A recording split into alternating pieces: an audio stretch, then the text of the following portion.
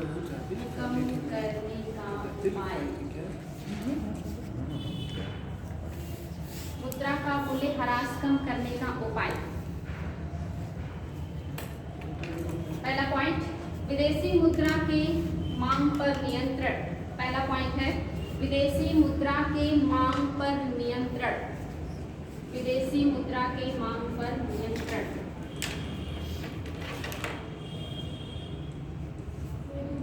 नहीं बेटे, पॉइंट है विदेशी मुद्रा की मांग पर नियंत्रण, पहला पॉइंट।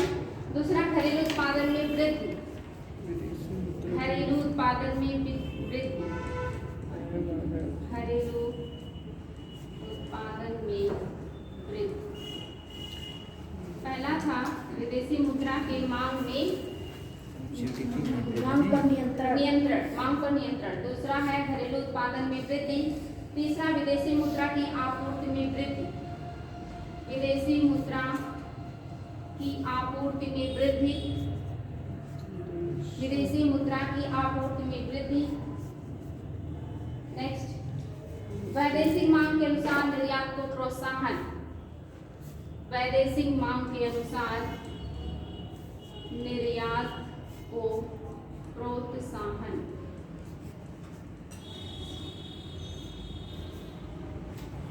निर्यात को प्रोत्साहन।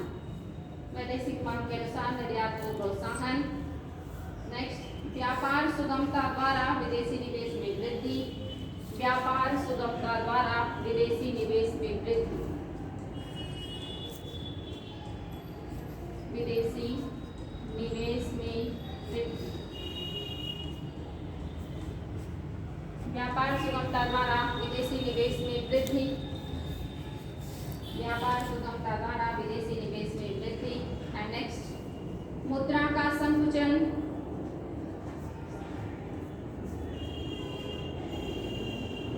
मुद्रा का संकुचन। बाजार से मुद्रा लगा सकते और हैं। छठा, विनिमय नियंत्रण। विनिमय नियंत्रण। विनिमय नियंत्रण।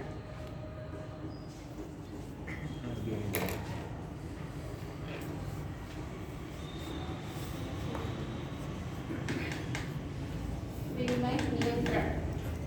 तो ये कुछ उपाय हैं जिसके द्वारा आप क्या कर सकते हैं, मुद्रा के मूल्य में गिरावट आती है उसको रोक सकते हैं। जैसे आपने कल पढ़ा था कि मुद्रा का मूल्यह्रास क्या है, बताएं। मुद्रा का मूल्यह्रास किसे कहते हैं?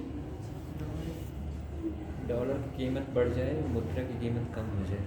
हाँ, यानी कि जब किन्हीं कारणों से जो हमारी मुद्रा है उसकी कीमत स्वतः धीरे धीरे गिरती चली जाए और जो अमेरिकन डॉलर है उसका जो कीमत है वो बहुत ज़्यादा बढ़ जाए उसके परिप्रेक्ष्य में, तो इसे क्या कहते हैं? मुद्रा का मूल्यह्रास। मुद्रा का मूल्यह्रास आता क्यों है? कल आपने पढ़ा था कारण, बताएं। मैम, वैश्विक बाजार में जो डॉलर की मांग होती है बढ़ जाती है। हाँ, ओके। और दूसरे देश की जैसे हम लोगों की रुपया है इसकी मांग कम हो जाए वैश्विक बाजार में, तो बिल्कुल सही, एक पॉइंट ठीक हो गया। देश में जो निर्यात है वो उनसे तो अधिक हो जाए। हाँ, मतलब निर्यात हमारा घट जाए, आयात बढ़ जाए तब भी होता है। और देश की आर्थिक स्थिति सही न हो। और इसके अलावा आपने सरकार और आरबीआई के बीच आर्थिक नीतियों का तालमेल जब सही नहीं होता है तब भी मुद्रा का ह्रास होता है, मुद्रा की वैल्यू घटती है। और प्रभाव क्या आता है इससे? निर्यात बढ़ जाता है, आयात घट जाता है, मुद्रास्फीति आने की संभावनाएं हो जाती हैं और बहुत सारी समस्याएं देखने को मिलती हैं जो आप लोगों ने कल पढ़ेंगे। नेक्स्ट, मुद्रा का अवमूल्यन। नेक्स्ट हेडिंग,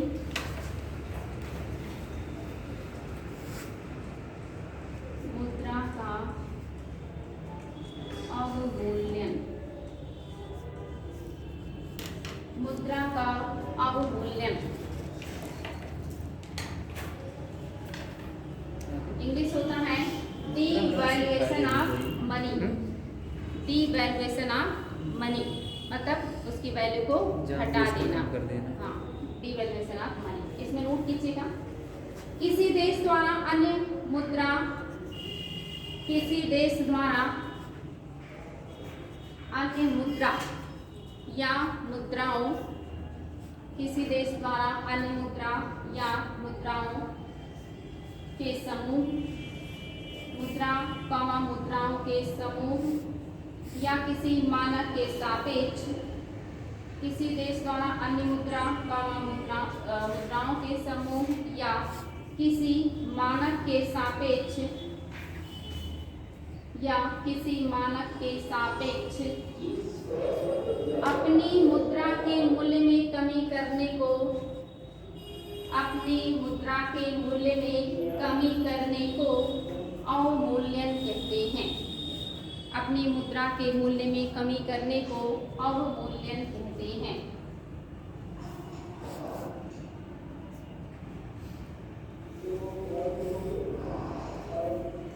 नेक्स्ट रीडिंग, अवमूल्यन क्यों? अवमूल्यन क्यों?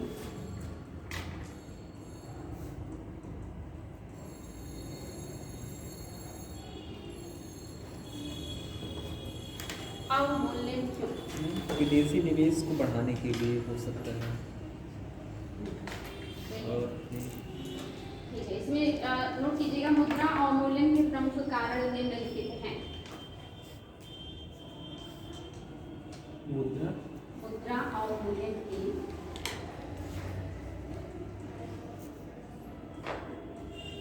निम्नलिखित कारण हैं। निम्नलिखित कारण है। पहला कारण स्थिर विनिमय दर। एक मिनट, पहला कारण निर्यात बढ़ाने के लिए। पहला कारण वेरी वेरी इंपॉर्टेंट है, एग्जाम में कई बार पूछा गया है। निर्यात बढ़ाने के लिए,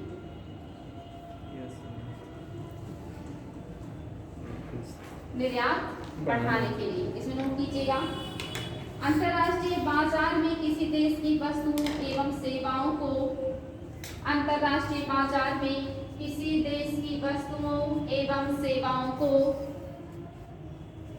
किसी देश की वस्तुओं एवं सेवाओं को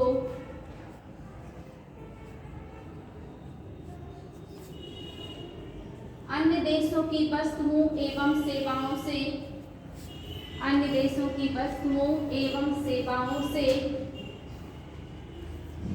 प्रतिस्पर्धा करनी पड़ती है। वस्तुओं एवं सेवाओं से प्रतिस्पर्धा करनी पड़ती है।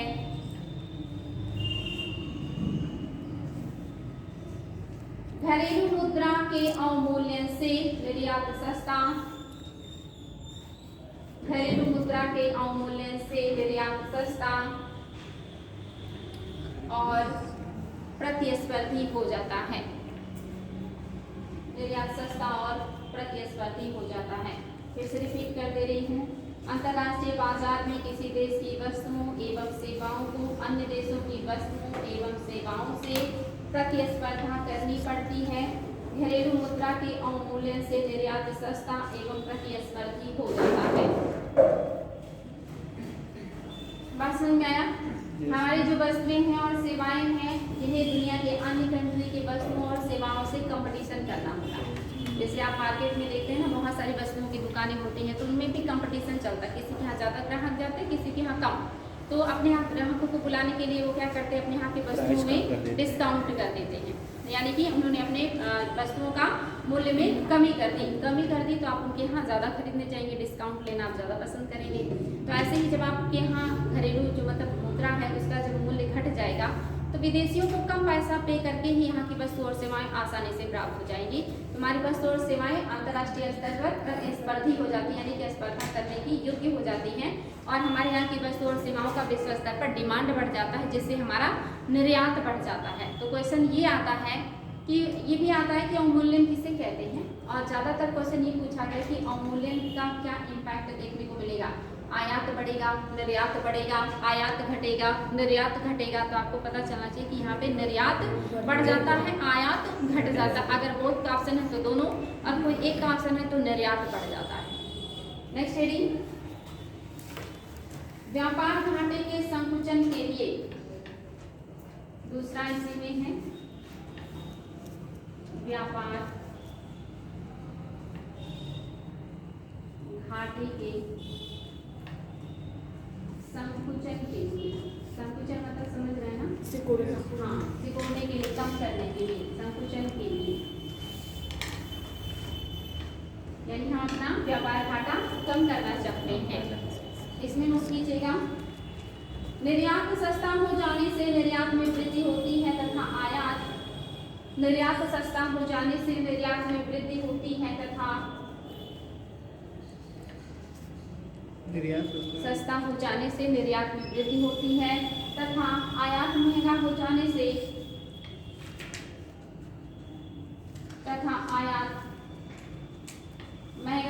से आयात में कमी आती है, आयात में कमी आती है। इस अनुकूल स्थिति में भुगतान संतुलन में सुधार होता है। इस अनुकूल स्थिति में भुगतान संतुलन में सुधार होता है। इस स्थिति में भुगतान संतुलन में सुधार होता है। इससे व्यापार घाटा कम हो जाता है। भुगतान संतुलन में सुधार होता है, इससे व्यापार घाटा कम हो जाता है। बात समझ में आ गया? जब आपके यहाँ की वस्तुएं सस्ती हो जाएंगी तो निर्यात बढ़ जाएगा, दूसरे जगह की वस्तुएं अब महंगी पड़ेगी हमें खरीदने में तो आयात बढ़ जाएगा। निर्यात बढ़ना हमारे लिए पॉजिटिव होता है और आयात का घटना हमारे लिए अच्छा माना जाता है। अगर ऐसा कंडीशन होता है तो भुगतान संतुलन सही होता है और इससे हमारा जो घाटा है वो कम होने लगता है, क्योंकि अब हमें मुनाफा ज़्यादा होने लगता है। ठीक है, नेक्स्ट हेडिंग, संप्रभु ऋण भार को कम करने के लिए, संप्रभु ऋण भार को कम करने के लिए, संप्रभु ऋण भार को कम करने के लिए,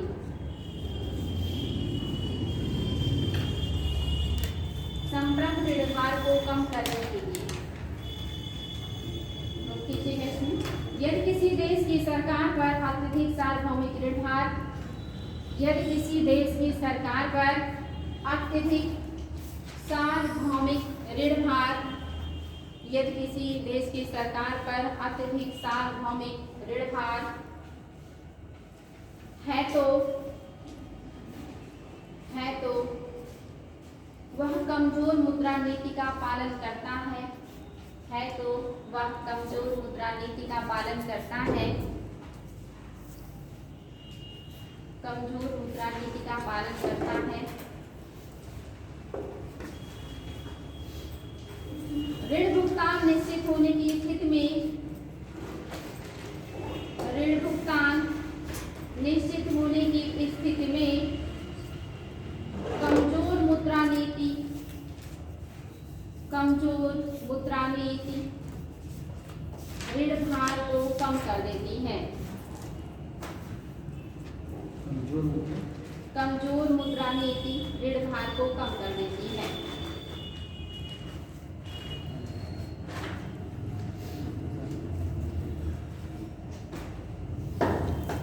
ऋण भार को कम कर देती है। बात समझ में आ रहा है? एक्सप्लेन करेंगे?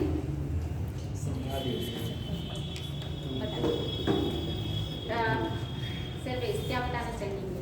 इसमें मैम जैसे कि मैम अगर मतलब ऋण ज़्यादा होगा तो ब्याज भी उनको चुकाना पड़ेगा, जो भी उनको प्राप्तियाँ होंगी उसमें से अधिकांश तो जो वित्त है वो चला जाएगा, उनको ब्याज चुकाना होगा। हाँ। तो इससे वो अन्य क्षेत्रों पर ध्यान नहीं दे पाएंगे और ना ही पूंजी निर्माण में कोई अतिरिक्त निवेश कर पाएंगे, तो ये घाटे का मुद्दा है। और कुछ? और भी हो जाएगा। और कोई कुछ बताना चाहेगा? मनीष क्या कहना चाहेंगे? सर मैं डिस्टर्ब हूँ बहुत दिनों से। बाबू बड़ा ख्याल रखते हैं मनीष का। कह रहे हैं मैं समझ में नहीं आपका क्या है जो डिस्टर्बेंस खत्म नहीं हो रहा बाबू? यही जानते होंगे, हम नहीं जानते।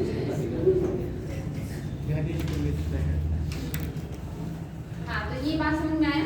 जैसे आपके ऊपर बहुत ज़्यादा ऋण भार है, तो ऋण भार हम कब करते हैं या हमारे पर ऋण कब होता है? जब हमारी ज़रूरतें पूरा नहीं होती। लेकिन जब हम अपनी मौद्रिक नीति को कम कर देते हैं, यानी हमारी जो मुद्रा की वैल्यू है वो घटा बढ़ा दी जाती है, जिससे हमारा निर्यात बढ़ जाता है, डिमांड बढ़ जाता है, तो हमें बहुत ज़्यादा पैसे मिलने लगती हैं। ऐसे में हमें और ज़्यादा ऋण लेने की आवश्यकता नहीं होती, क्योंकि हमारे यहाँ समृद्धि आने लगती है। और धीरे धीरे जब आपके पास समृद्धि आने लगेगी तो धीरे धीरे आपकी मुद्रा की जो वैल्यू है ना वो बढ़ने लगती है। और जब मुद्रा की वैल्यू बढ़ जाएगी तो उसके बाद अगर आप किसी को भुगतान करेंगे तो फिर आपको वो ज़्यादा प्रॉब्लम क्रिएट नहीं करेगा, यानी कि उसके सापेक्ष आपकी मुद्रा मजबूत होती है। मजबूत तभी होती है जब आपके यहाँ की सेवाओं और वस्तुओं का डिमांड बढ़ता है और उसके बदले में जो विदेशी मुद्रा है वो आपको मिलता है, या आपकी वस्तुएं और सेवाएं वो खरीदेंगे तो अपने यहाँ की मुद्रा आपको देंगे। और जब वो मुद्रा आपके पास आएगी तो क्या आप ऋण आसानी से चुका नहीं लेंगे? चुका लेंगे, क्योंकि आपको वो पैसे उधार के रूप में नहीं बल्कि अपनी वस्तुएं और सेवाएं बेच करके मिलेंगे, तो आप आसानी से उसको चुकता कर लेंगे। कोई दिक्कत? बस समझ में आ गया? मनीष आया? ठीक, आगे बढ़े। अवमूल्यन के प्रभाव, अवमूल्यन के प्रभाव हेडिंग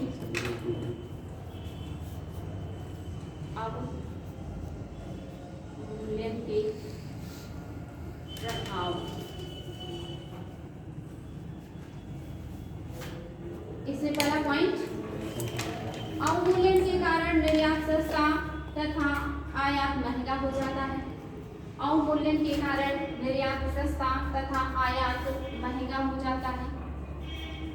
ये तो आप लोग को रट गया होगा कि अवमूल्यन के कारण निर्यात सस्ता होगा, निर्यात बढ़ जाएगा, आयात महंगा होगा, आयात घट जाएगा। नेक्स्ट पॉइंट, आर्थिक विकास को बढ़ावा मिलता है। आर्थिक विकास को बढ़ावा मिलता है। नेक्स्ट पॉइंट, मुद्रास्फीति में वृद्धि हो जाती है।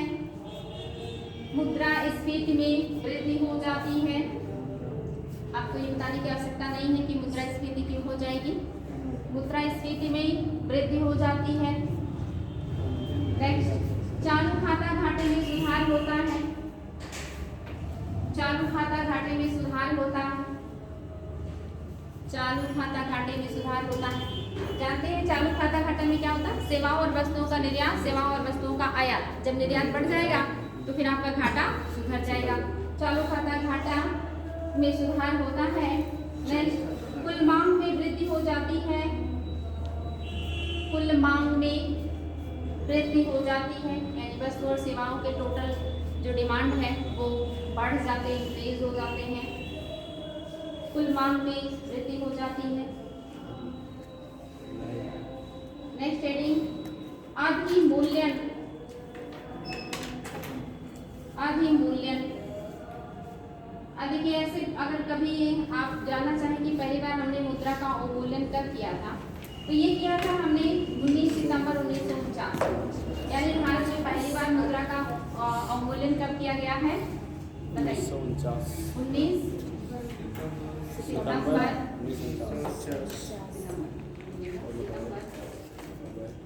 1949। और दूसरी बार हमने कब किया है मुद्रा का अवमूल्यन? ये हमने किया 5 जून 1966 में। दूसरी बार हमने किया था 5 जून 1966। और तीसरी बार हमने किया है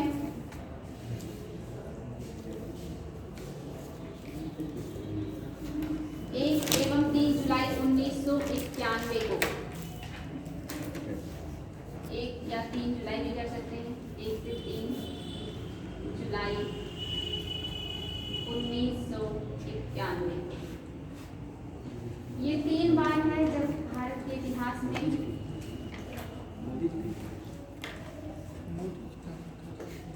क्या किया गया है? मुद्रा का अवमूल्यन किया गया है। क्या कोई दिक्कत? नहीं मैम, विमुद्रीकरण वाला तो नहीं कंफ्यूज हो रहे हैं? परेशान ये जो मोदी जी वही चीज में भी कंफ्यूजन हो रहा था। मोदी जी ने जो किया था मुद्रा का अवमूल्यन नहीं था, वो विमुद्रीकरण था। मुद्रा की जो मतलब मुद्रा को वापस लेके फिर नई मुद्रा चलाना, वो विमुद्रीकरण था, अवमूल्यन नहीं था। तो हमने हिस्ट्री में 3 बार मुद्रा का अवमूल्यन किया है। हो सकता है कभी पूछ ले, पहले पूछा गया है क्वेश्चन, अभी तो ये जल्दी देखने को नहीं मिलता, लेकिन पता हो कि हमने भी मुद्रा का अवमूल्यन किया है। और वो भी कब? एक बार 49 में किया है और एक बार 66 में किया है। 66 में क्यों किया? चूँकि चाइना और पाकिस्तान 62 में चाइना और 65 में पाकिस्तान ने भारत पर आक्रमण किया, जिससे भारत की अर्थव्यवस्था की स्थिति बहुत खराब हो गई। ऐसे में अपने यहाँ के निर्यात को बढ़ाने के लिए, वृद्धि को बढ़ाने के लिए, उत्पादन को बढ़ाने के लिए, स्थिति को मजबूत करने के लिए, व्यापार घाटा को कम करने के लिए, ऐसी बहुत सारी समस्याओं के हल के लिए सरकार ने मुद्रा का अवमूल्यन किया है, 49 में भी किया है। और आपने देखा था फिर से स्थिति खराब हुई थी 91-92 में, राजनैतिक अस्थिरता और आर्थिक कमी की वजह से मंदी थी, तब भी हमने मुद्रा का अवमूल्यन किया था। बात समझ में आ गया? चलिए आगे बढ़ेंगे, हेडिंग कीजिएगा अधिमूल्यन।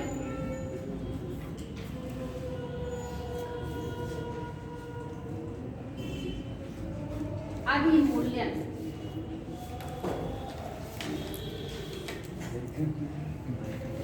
इसमें अधिमूल्यन स्थिर विनिमय दर प्रणाली में, अधिमूल्यन स्थिर विनिमय दर प्रणाली में, स्थिर विनिमय दर प्रणाली में सरकार या मौद्रिक प्राधिकार द्वारा, सरकार या मौद्रिक प्राधिकार द्वारा जानबूझकर अपनाई जाने वाली ऐसी प्रक्रिया है, सरकार या मौद्रिक प्राधिकार द्वारा जानबूझकर अपनाई जाने वाली ऐसी प्रक्रिया है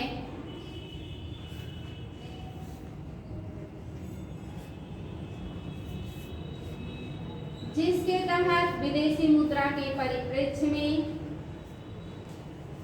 जिसके तहत विदेशी मुद्रा के परिप्रेक्ष्य में घरेलू मुद्रा का मूल्य बढ़ा दिया जाता है, जिसके तहत विदेशी मुद्रा के परिप्रेक्ष्य में घरेलू मुद्रा का मूल्य बढ़ा दिया जाता है।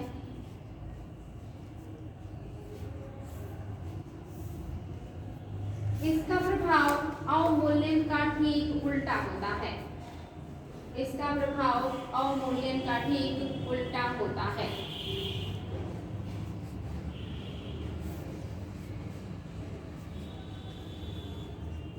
तो आपने देखा कि अगर मुद्रा का मूल्य ह्रास हो जाता है तो क्या क्या हम उपाय कर सकते हैं, उसके क्या क्या इम्पैक्ट आएंगे। सेम उसका अपोजिट यहाँ हो जाएगा। बात समझ में आया? इसलिए इसको नहीं लिखवा रही। ठीक, हेडिंग कीजिएगा मुद्रा की परिवर्तनीयता।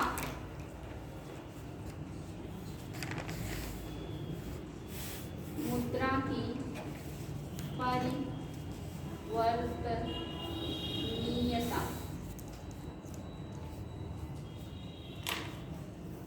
परिवर्तनीयता, मुद्रा की परिवर्तनीयता, परिवर्तनीयता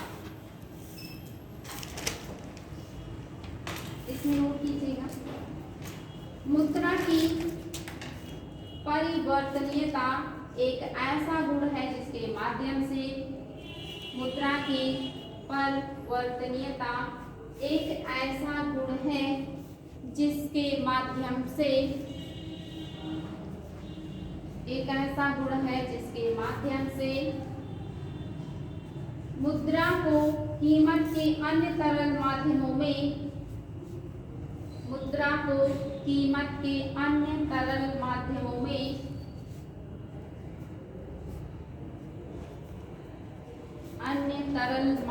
में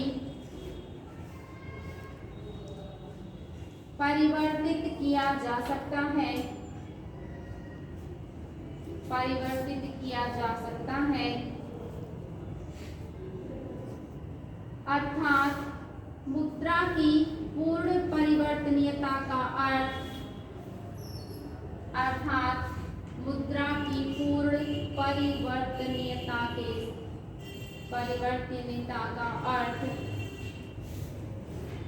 विदेशी मुद्रा तथा विदेशी विनिमय दर की, विदेशी मुद्रा तथा विदेशी विनिमय दर की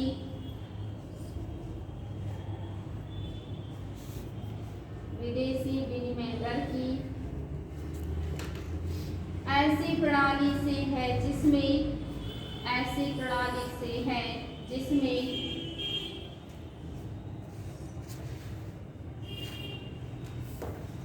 किसी भी स्रोत से आने वाली विदेशी मुद्रा, किसी भी स्रोत से आने वाली विदेशी मुद्रा तथा किसी भी रूप में जाने वाली घरेलू मुद्रा,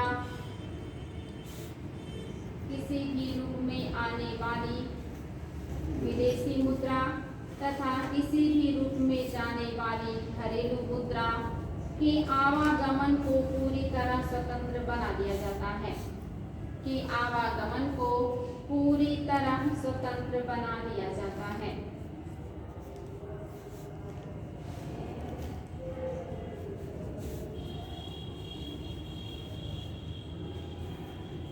तथा इसका विनिमय बाजार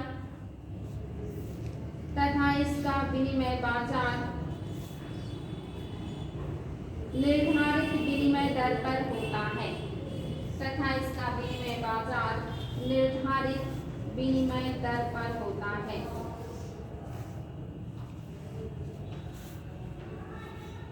निर्धारित विनिमय दर पर होता है।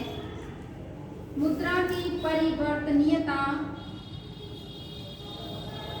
मुद्रा की परिवर्तनीयता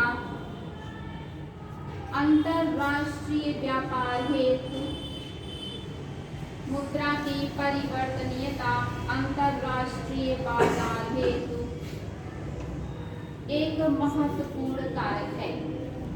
अंतरराष्ट्रीय बाजार हेतु एक महत्वपूर्ण कारक है।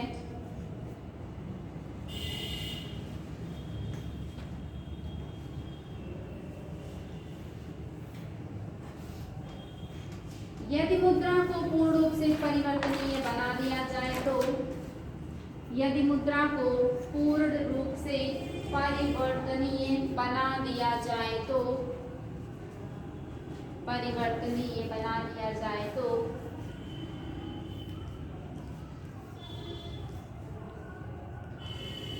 कोई भी व्यक्ति इच्छित मात्रा में घरेलू मुद्रा को, कोई भी व्यक्ति इच्छित मात्रा में घरेलू मुद्रा को, घरेलू मुद्रा को विदेशी मुद्रा में, विदेशी मुद्रा में तथा विदेशी मुद्रा को, तथा विदेशी मुद्रा को घरेलू मुद्रा में, घरेलू मुद्रा में बाजार निर्धारित विनिमय दर पर बदल सकता है, बाजार निर्धारित विनिमय दर पर बदल सकता है।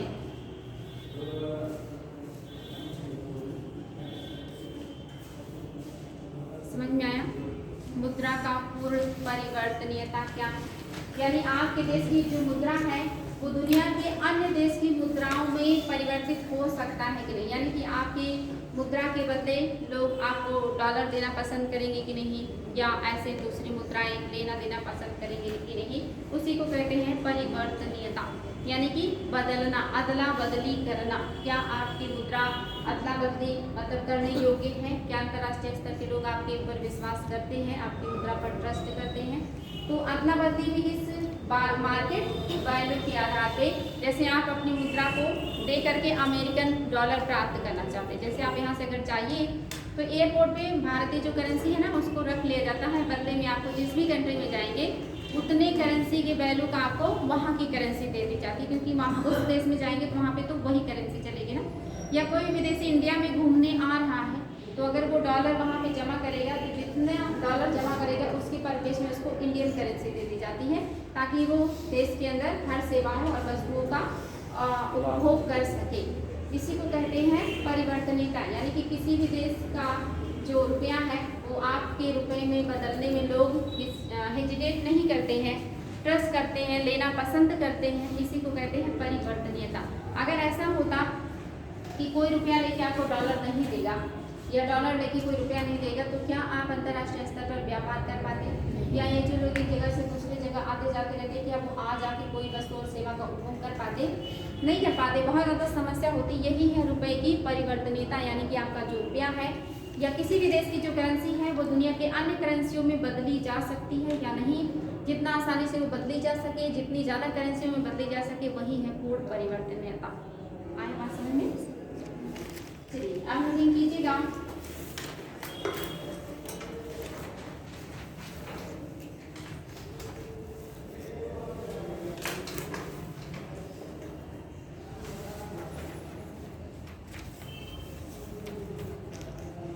विदेशी विनिमय कोष, ये मैं आपको लिखवा रही हूँ, कल ये पॉइंट छूट गया था, इसको मैं लिखवा रही हूँ।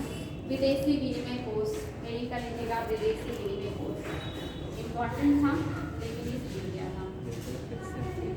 विदेशी विनिमय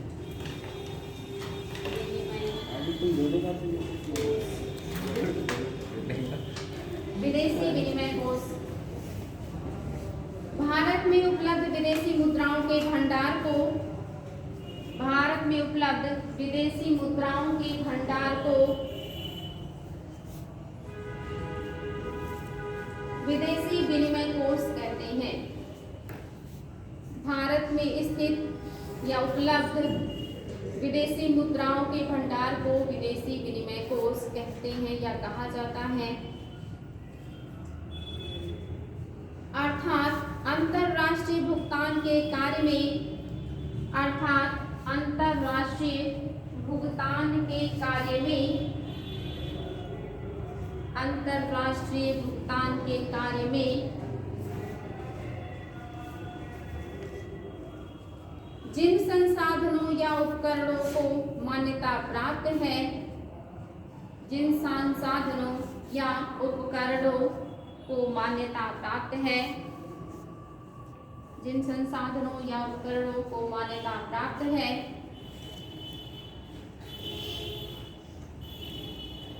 उनके कोष को विदेशी विनिमय कोष कहते हैं। उनके कोष को विदेशी विनिमय कोष कहते हैं। इसके 4 प्रमुख घटक हैं। इसके कोष को विदेशी विनिमय कोष कहते हैं। इसके 4 प्रमुख घटक हैं। बात समझ में आया? यानी कि दुनिया के अन्य पैसे हो, विनिमय पत्र हो, प्रतिभूति हो या कुछ भी हो, जिसके बदले में वस्तु और सेवाएं आप प्राप्त कर सकते हैं, वो आपका क्या है? विदेशी विनिमय कोष। यानी कि दुनिया के सभी देशों की करेंसियां हो या कोई भी ऐसा पत्र जिसके द्वारा आप वस्तुओं और सेवाओं का लेन देन कर सकते हैं, वो उसका जो कोष होता है, रिजर्व कोष, वही विदेशी विनिमय कोष कहलाता है। जैसे मैंने आपको हाल ही में बताया था कि हमारा वर्तमान में जो विदेशी विनिमय कोष है या जो कोष है, ये 700 समथिंग से प्लस बिलियन डॉलर में है। तो डॉलर भी कौन सा? अमेरिकी। अब आपने लिखा ना, इसके 4 प्रमुख घटक हैं। पहला घटक है विदेशी मुद्रा कोष। विदेशी विनिमय कोष का पहला घटक है विदेशी मुद्रा कोष। ये बहुत महत्वपूर्ण और आसान होता है रखना या एक्सचेंज करना, लेकिन इसके 4 घटक हैं। पहला है विदेशी मुद्रा कोष, इसमें नोट कीजिएगा। इसे मुद्राओं की टोकरी भी कहा जाता है। इसे मुद्राओं की टोकरी भी कहा जाता है। इसे मुद्राओं की टोकरी भी कहा जाता है।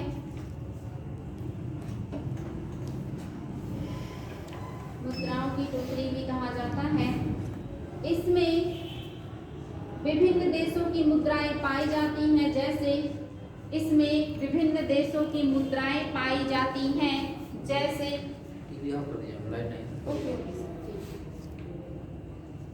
जैसे डॉलर, जैसे dollar, euro, dollar, euro, pound, yen. हाँ मेरे एन। अब आप लोग पेन लेके आइए तो मैं उस वाले बोर्ड पे लिख दी लिख दूँ, दिक्कत हो रही है तो आपका पहला है डॉलर, दूसरा है यूरो, तीसरा है पाउंड और नेक्स्ट है वहाँ ए। पे मैम यहाँ भी? यहाँ ऊपर नहीं। ऊपर ऊपर भी नहीं बाबू। कोई दिक्कत नहीं, बोल दे रहे हैं ऐसे ही आप लोग कर दीजिए। तो बस में मैं ये महत्वपूर्ण मुद्राएं, इसके अलावा ये जैसे जिनका सबसे ज्यादा डिमांड रहता उनको लिखवाएं, जैसे डॉलर। अमेरिका में भी डॉलर है, कनाडा में भी डॉलर है, बहुत सारे डॉलर हैं, लेकिन सबसे ज्यादा डॉलर जो मान्य है वो है अमेरिकन डॉलर। दूसरा यूरो, यूरोपीय कंट्री के एक संघ है ना, यूरोपीय कंट्रियों के द्वारा एक संघ बनाया गया, उसको कौन सा कहते हैं? यूरोपीय संघ। यूरोपीय संघ में कौन सी मुद्रा चलती है? यूरो चलता है। तो उसका भी बहुत ज्यादा डिमांड रहता है क्योंकि इसमें बहुत सारे कंट्री शामिल रहते हैं। और दूसरा है एन कहाँ का है? जापान। और पाउंड ब्रिटिश का पूरा समूह है। हाँ, ये सारे जो कंट्रीज हैं इनके जो पैसे हैं, मुद्रा है, उनका सबसे ज़्यादा डिमांड रहता है। तो हर कोई अपने यहाँ टोकरी में यानी कोष में इन मुद्राओं को रखना ज़्यादा पसंद करता है। बात समझ आया? नेक्स्ट पॉइंट ना, तो नेक्स्ट रीडिंग। विशेष आहरण अधिकार कोष, ये क्वेश्चन कई बार पूछा जाता है। विदेश आहरण अधिकार कोष, विशेष की विदेश विशेष विशेष मतलब खास, खास विशेष आहरण अधिकार अधिकार पत्र बोला है ना, कोष बोला है। विशेष आहरण अधिकार कोष, विशेष आहरण अधिकार कोष बहुत इंपॉर्टेंट है। इसका इंग्लिश जरूर लिख लीजिए। इंग्लिश है special drawing rights reserve, special drawing rights reserve. ये क्वेश्चन भी पूछा जाता है। Special drawing rights reserve, short form भी लिख लीजिएगा SDR reserve, special drawing rights reserve, SDR reserve. ये क्वेश्चन कई बार आता है। SDR किसके द्वारा जारी किया जाता है? SDR क्या है, कौन से संस्था के मतलब द्वारा जारी किया जाता है, इस सब चीज़ों को पता होना चाहिए। तो इसमें नोट कीजिएगा, यह अंतर्राष्ट्रीय मुद्रा कोष की मुद्रा है। यह अंतर्राष्ट्रीय मुद्रा कोष ब्रैकेट में IMF, यह अंतर्राष्ट्रीय मुद्रा कोष IMF की मुद्रा है, जिसका उपयोग भारत सरकार जब चाहे कर सकती है, जिसका उपयोग भारत सरकार जब चाहे कर सकती है। नेक्स्ट जो घटक है वो है बुलियन कोष। नेक्स्ट जो घटक है वो है बुलियन कोष। बुलियन कोष, इसीलिए तो डिस्टर्ब। बुलियन कोष दिख रहा है? जी मैम। बुलियन कोष यह स्पष्टतः ज्यामितीय आकार का सोना होता है। यह स्पष्टतः ज्यामितीय जिसको ज्योमेट्रिक कहते हैं आप लोग, ज्यामितीय प्रकार का, ज्यामितीय आकार का सोना होता है। ज्यामितीय आकार का सोना होता है जो रिजर्व बैंक के पास होता है, जो रिजर्व बैंक के पास होता है।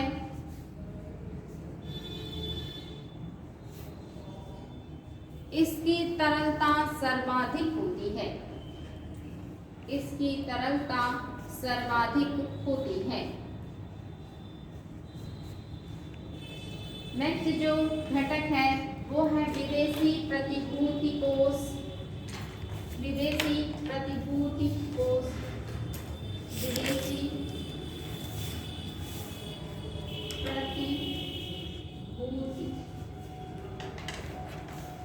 कोष, विदेशी प्रतिभूति कोष। चौथा घटक है विदेशी प्रतिभूति कोष। इसमें नोट कीजिएगा, यह देश की संप्रभुता एवं साख द्वारा निर्धारित होती है। यह देश की संप्रभुता एवं साख द्वारा निर्धारित होती है। यह देश की संप्रभुता एवं साख द्वारा निर्धारित होती है। इसकी तरलता भी देश की साख द्वारा निर्धारित होती है। इसकी तरलता भी देश की साख द्वारा निर्धारित होती है।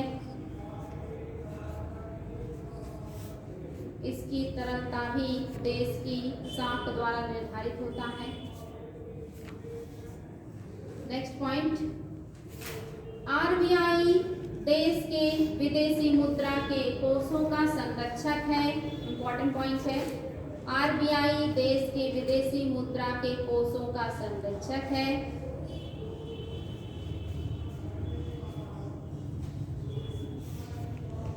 तथा आरबीआई देश के विदेशी मुद्रा के कोषों का संरक्षक है तथा देश में सभी विदेशी विनिमय के लेन देन तथा देश में सभी विदेशी विनिमय के लेन देन विदेशी विनिमय के लेन देन आरबीआई के माध्यम से किए जाते हैं। आरबीआई के माध्यम से किए जाते हैं। यदि शेष धनात्मक होता है तो यदि शेष धनात्मक होता है तो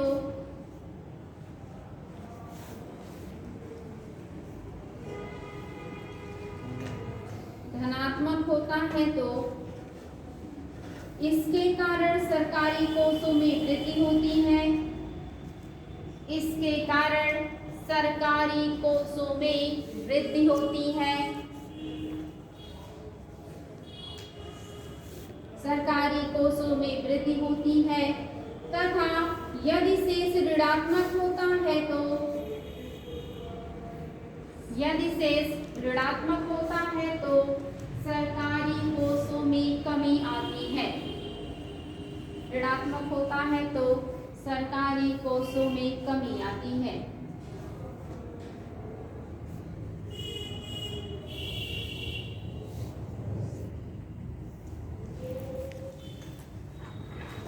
नेक्स्ट हेडिंग, भुगतान संतुलन की संरचना।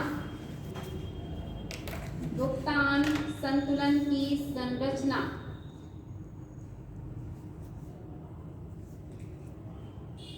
अच्छा, आप लोगों को ये लिखवाई हूँ कि नहीं? भुगतान संतुलन की संरचना हुआ है कि नहीं, जरा बताएं। चालू खाता, पूंजी खाता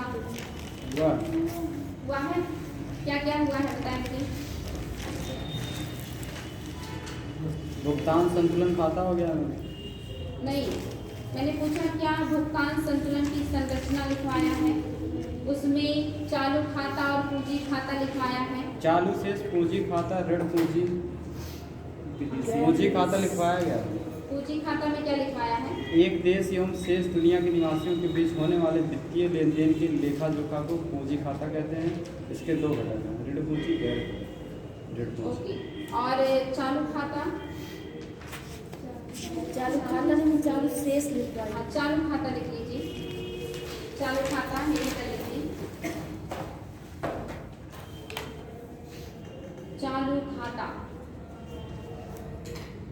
उसके पहले हेडिंग कर सकते थे भुगतान संतुलन की संरचना, जिसमें चालू खाता है और पूंजी खाता है। चालू खाता, इसमें नोट कीजिएगा, दृश्य खाता या व्यापार खाता तथा अदृश्य खाता। दृश्य खाता या व्यापार खाता तथा अदृश्य खाता। दृश्य खाता तथा व्यापार खाता या व्यापार खाता तथा अदृश्य खाता को मिलाने से चालू खाता बनता है। इंपॉर्टेंट है, आपको पता है कि चालू खाता में क्या क्या आता है। को मिलाने से चालू खाता बनता है, अर्थात चालू खाते में दृश्य तथा अदृश्य दोनों मदें शामिल होती हैं। अर्थात चालू खाता में दृश्य तथा अदृश्य दोनों मदें शामिल होती हैं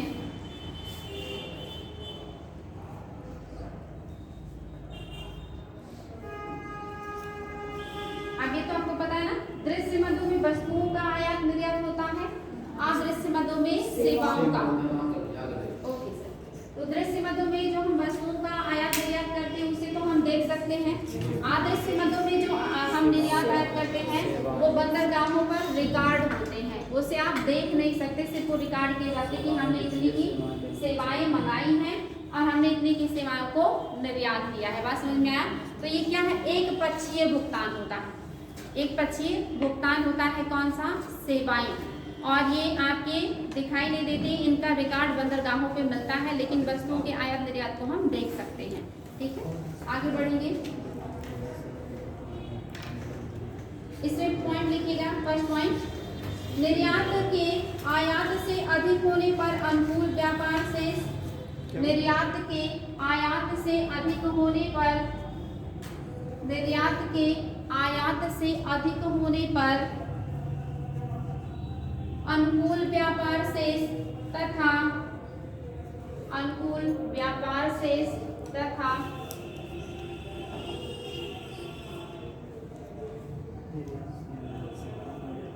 अनुकूल व्यापार शेष तथा निर्यात की आयात से कम होने पर व्यापार घाटा तथा निर्यात के आयात से कम होने पर व्यापार घाटा।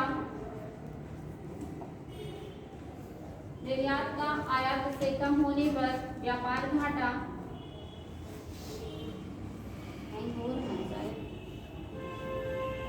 व्यापार घाटा तथा निर्यात एवं आयात के बराबर होने पर व्यापार संतुलन की स्थिति होती है तथा निर्यात एवं आयात के बराबर होने पर,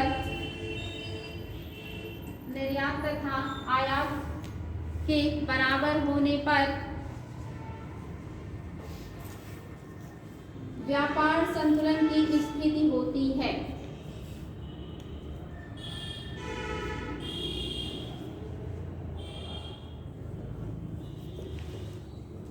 बात समझ में आया? यानी व्यापार घाटा कब होगा, जब निर्यात कम आयात ज्यादा होगा, यानी कि भुगतान असंतुलित है। और आपका व्यापार जो है संतुलन कब होगा, जब आयात और निर्यात दोनों बराबर होंगे, और जब आपका निर्यात ज्यादा और आयात कम होगा तब क्या होगा, लाभ। कहेंगे क्या इसको मैं ट्रेड सरप्लस, व्यापार आदि की भी कह सकते हैं। और क्या लिखा है आपने, अभी अभी अनुकूल व्यापार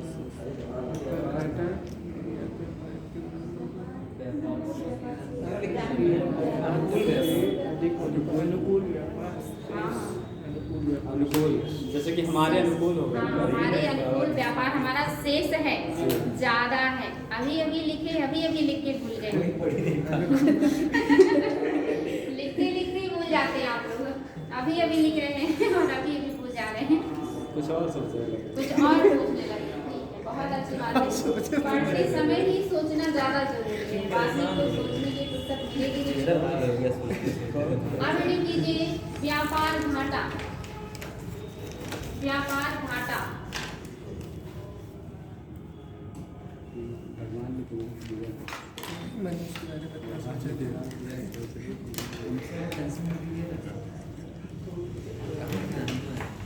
रीडिंग कीजिए, व्यापार घाटा।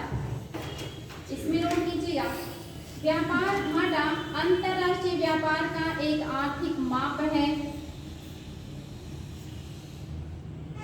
व्यापार घाटा अंतरराष्ट्रीय व्यापार का एक आर्थिक माप है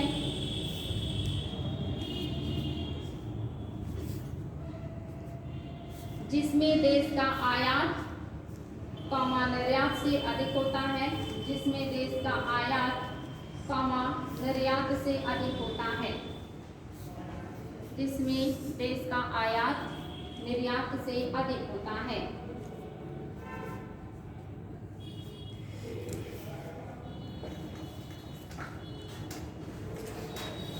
इसे नकारात्मक व्यापार संतुलन भी कहते हैं। इसे नकारात्मक व्यापार संतुलन भी कहते हैं। नेक्स्ट हेडिंग, व्यापार घाटा के कारण।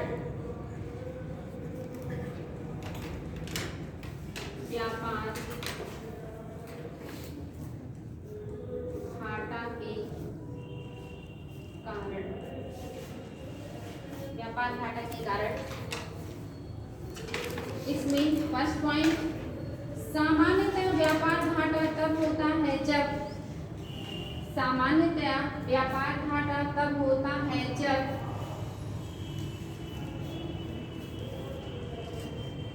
व्यापार घाटा तब होता है जब कोई देश अपनी आवश्यकता पूर्ति के लिए,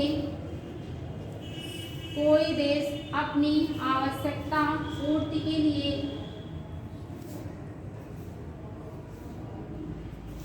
आवश्यक वस्तुओं का उत्पादन नहीं कर पाता, कोई देश अपनी आवश्यकता पूर्ति के लिए आवश्यक या जरूरी वस्तुओं का उत्पादन नहीं कर पाता,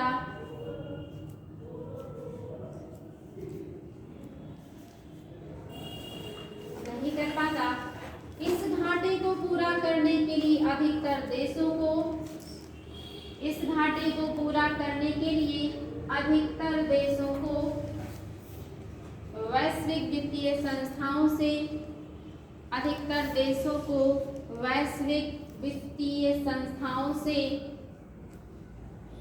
अधिकतर देशों को वैश्विक वित्तीय संस्थाओं या अन्य देशों से कर्ज लेना पड़ता है, वैश्विक वित्तीय संस्थाओं या अन्य देशों से कर्ज लेना पड़ता है। तो पहला कारण क्या है व्यापार घाटे का? जैसे आपके यहाँ डिमांड जितना है वस्तुओं का, सेवाओं का, उतना आप उत्पादन नहीं कर पा रहे हैं, इसके लिए आपको विदेशों से आयात करना पड़ेगा। आयात तो ज्यादा करेंगे तो आपको विदेश, इस आयात को लेने के लिए आपको क्या करना पड़ेगा? उधार लेना पड़ेगा, चाहे वो वैश्विक अंतर्राष्ट्रीय जिसे कहते हैं संस्थाएं हो वित्तीय, या कोई देश जो आपको उधार दे। और जब आप उधार लेकर के अपनी जरूरतें पूरा करेंगे तो आप कर्जे में जाएंगे, यानी कि आपका व्यापार नुकसान में जाएगा। तो पहला कारण है उत्पादन उतना न कर पाना जितनी हमारी जरूरतें हैं, तो ये भी कारण है, पहला कारण और सबसे महत्वपूर्ण कारण। नेक्स्ट पॉइंट, व्यापार घाटे का एक प्रमुख कारण घरेलू कंपनियों द्वारा, व्यापार घाटे का एक प्रमुख कारण घरेलू कंपनियों द्वारा, व्यापार घाटे का एक प्रमुख कारण घरेलू कंपनियों द्वारा विदेश में उत्पादन करना है,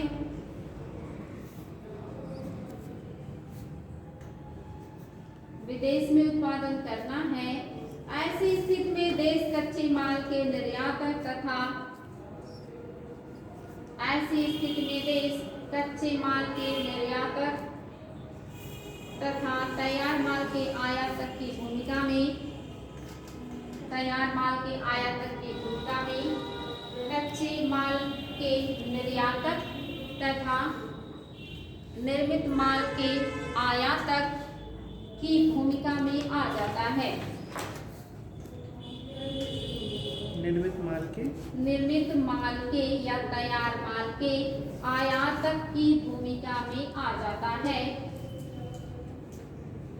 यह स्थिति व्यापार घाटे की संभावना को बढ़ा देती है, यह स्थिति व्यापार घाटे की संभावना को बढ़ा देती है। जैसे आप सभी को पता है आपके यहाँ बहुत सारी कंपनियां हैं ना, शेयर मार्केट में भी ऐसे भी बहुत सारी कंपनियां हैं। लगभग आपने देखा था बॉम्बे स्टॉक एक्सचेंज में ही 5500 से अधिक कंपनियां हैं, जिसमें से 30 अग्रणी कंपनियां जो सेंसेक्स में जारी की जाती हैं। अगर ये कंपनियां जो उत्पादन है वो इंडिया में ना करके विदेशों में ज़्यादा करने लगे, और अगर वो विदेशों में करने लगेंगे तो इसका मतलब यहाँ से कच्चा माल वो मंगाएंगे और वहाँ पे बनाने के बाद वो माल लाके भारत में बेचेंगे। ऐसे में कच्चा तो माल सस्ते में चला जाएगा, लेकिन जो हम आयात करेंगे निर्मित माल तो महंगा पड़ेगा हमें। तो ये भी क्या करेगा, हमारे व्यापार घाटे को बढ़ावा देता है। जैसे आपके यहाँ बड़ी बड़ी कंपनियाँ रिलायंस वगैरह की विदेशों में भी बहुत सारे कंपनियाँ होती हैं, वहाँ जो उत्पादन करेंगे वहाँ से अगर यहाँ आएगा तो क्या होगा, समस्या होगी। नेक्स्ट पॉइंट, आर्थिक विकास के लिए आवश्यक ना होते हुए भी, आर्थिक विकास के लिए आवश्यक ना होते हुए भी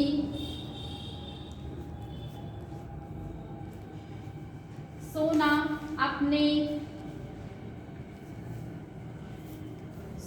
अपने सांस्कृतिक महत्व के कारण,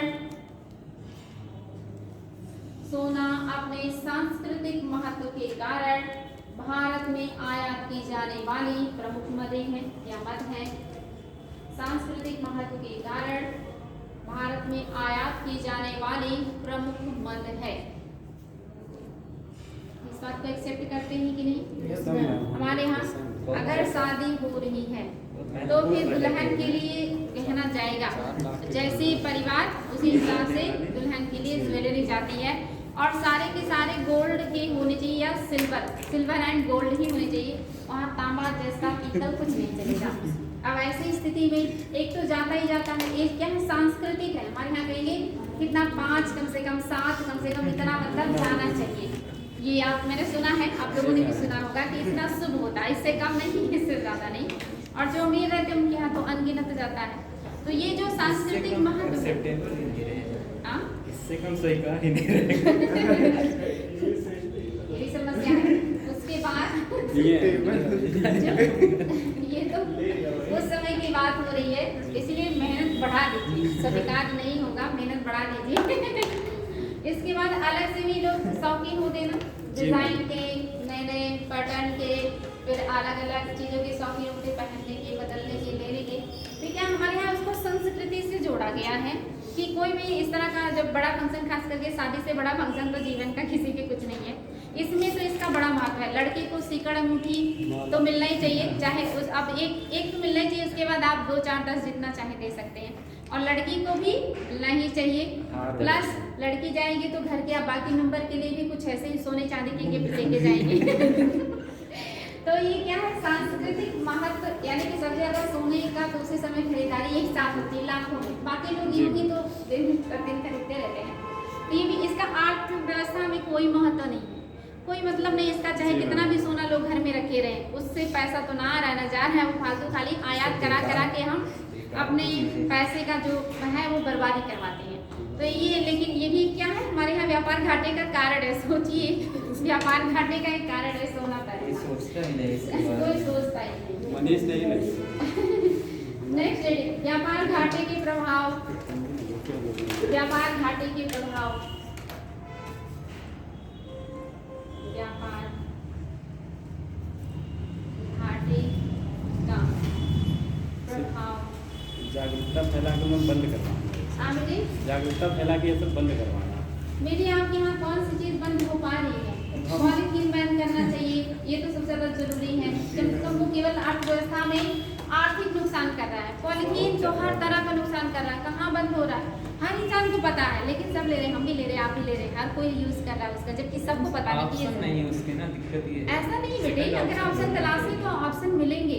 ऑप्शन तलाशना पड़ता है, ऑप्शन बनाना पड़ता है, सोचा ऑप्शन नहीं आते। इन्वेंशन हाँ बिल्कुल, उस हिसाब से बनना चाहिए। और दूसरा, पोल्यूशन किसको नहीं पता है, लेकिन हर कोई पटाखे जलाना और इस तरह की गतिविधियां करता ही करता है।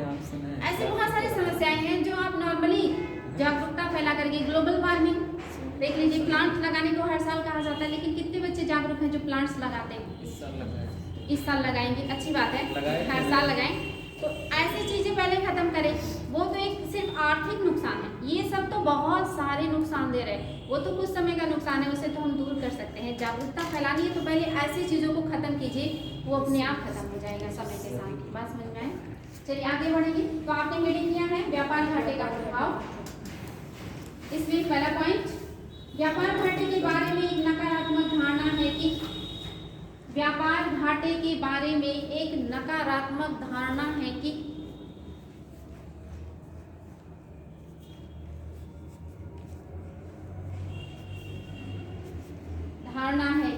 यह बुरा होता है तथा देश की जीडीपी को, यह बुरा होता है तथा देश की जीडीपी को कम कर सकता है। नकारात्मक धारणा है कि यह बुरा होता है तथा देश की जीडीपी को कम कर सकता है। लेकिन बढ़ा हुआ व्यापार घाटा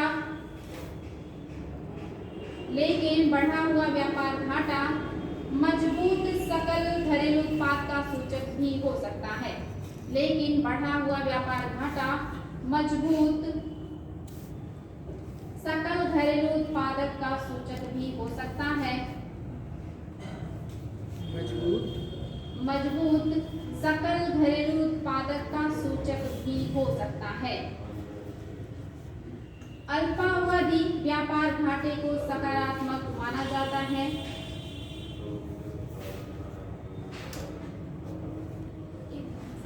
अल्पावधि व्यापार घाटे को सकारात्मक माना जा सकता है।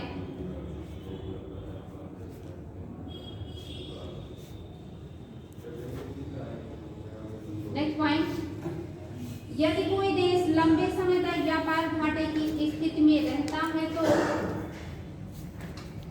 यदि कोई देश लंबे समय तक व्यापार घाटे की स्थिति में रहता है तो घाटे की स्थिति में रहता है तो उसका आर्थिक विकास और स्थिरता नकारात्मक रूप से प्रभावित होता है। उसका आर्थिक विकास और स्थिरता नकारात्मक रूप से प्रभावित होती है। लंबे समय से जारी व्यापार घाटा घरेलू नौकरियों के लंबे समय से जारी व्यापार घाटा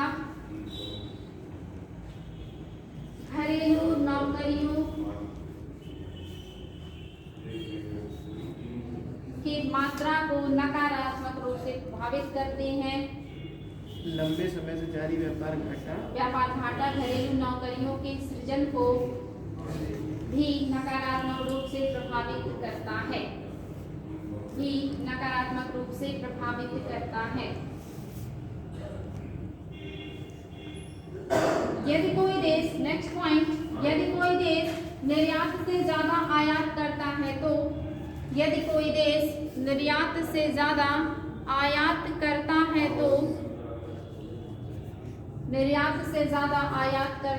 तो अंतरराष्ट्रीय मुद्रा बाजार में उसकी मुद्रा की कीमत कम हो जाती है। अंतरराष्ट्रीय मुद्रा बाजार में उसकी मुद्रा की कीमत कम हो जाती है। अंतरराष्ट्रीय बाजार में उसकी मुद्रा की कीमत कम हो जाती है।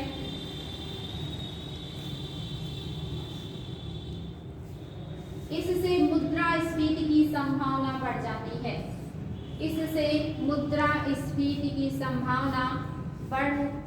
है।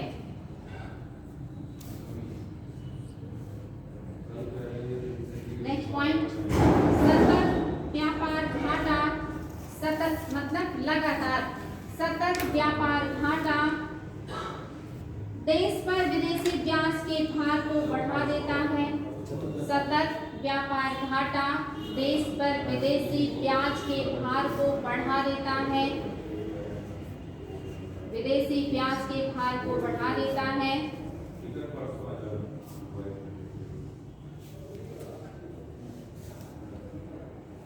नेक्स्ट पॉइंट, घरेलू उद्योगों को विदेशी कंपनियों के साथ प्रतिस्पर्धा का सामना करना पड़ता है। घरेलू उद्योगों को विदेशी कंपनियों के साथ प्रतिस्पर्धा करना पड़ता है।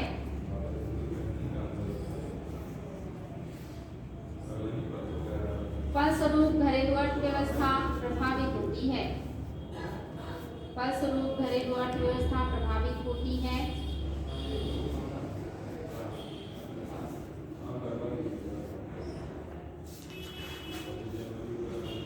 तो चालू खाता समझ में आया आप लोगों को?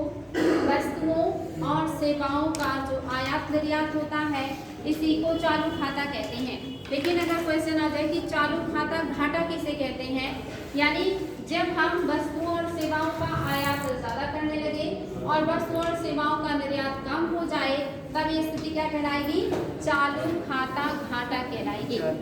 क्योंकि चालू खाता में वस्तु और सेवाओं दोनों का ही आयात निर्यात नोट किया जाता है या किया जाता है, तो घाटा क्या लिखवाने की जरूरत है? ये समझ गए है ना, कोई दिक्कत नहीं होगी। ठीक है, नेक्स्ट स्टडी कीजिएगा चालू खाता घाटा के कारण। चालू खाता घाटा के कारण, चालू खाता घाटा के कारण, घाटा के कारण।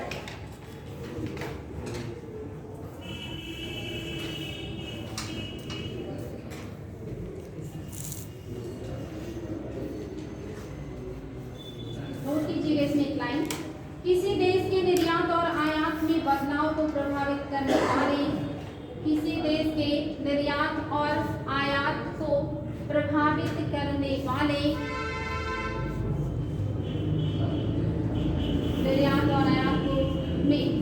निर्यात और आयात में बदलाव को प्रभावित करने वाले, कारक ही उसके चालू खाता घाटा के कारण भी बनते हैं। वाले कारक ही उसके चालू खाता घाटा के कारण भी बनते हैं। फिर से रिपीट कर रहे हैं बेटी, किसी देश के निर्यात और आयात में बदलाव को प्रभावित करने वाले कारक ही उसके चालू खाता घाटा के कारण भी बनते हैं। चालू खाता घाटा के प्रमुख कारण निम्नलिखित हैं। चालू खाता घाटा के प्रमुख कारण निम्नलिखित हैं। इसमें पहला कारण है, हेडिंग कीजिएगा, अधिमूल्यांकित विनिमय दर। पहला हेडिंग,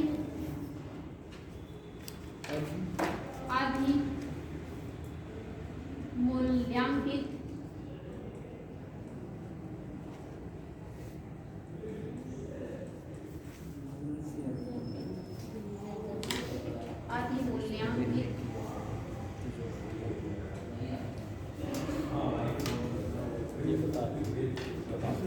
क्या मनीष बता रहे हैं। अधिमूल्यांकित विनिमय, अधिमूल्यांकित विनिमय दर। इसमें नोट कीजिएगा, जब अंतरराष्ट्रीय मुद्रा बाजार में किसी देश की मुद्रा का जब अंतरराष्ट्रीय मुद्रा बाजार में किसी देश की मुद्रा का मूल्य, जब अंतरराष्ट्रीय मुद्रा बाजार में किसी देश की मुद्रा का मूल्य अधिक होता है,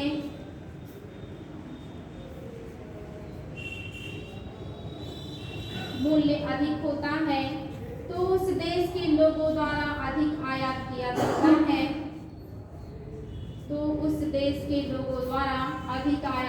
जाता है। देश का निर्यात महंगा और प्रतिस्पर्धी होता है।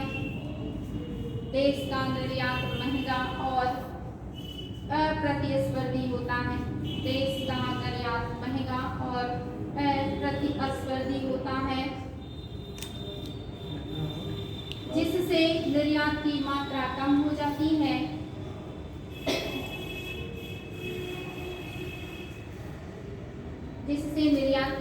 कम हो जाती है। फलस्वरूप सतत चालू खाता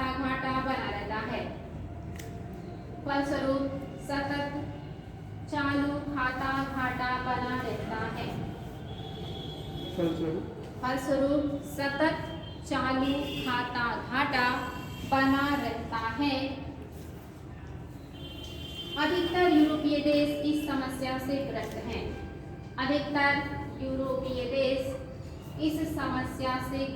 हैं।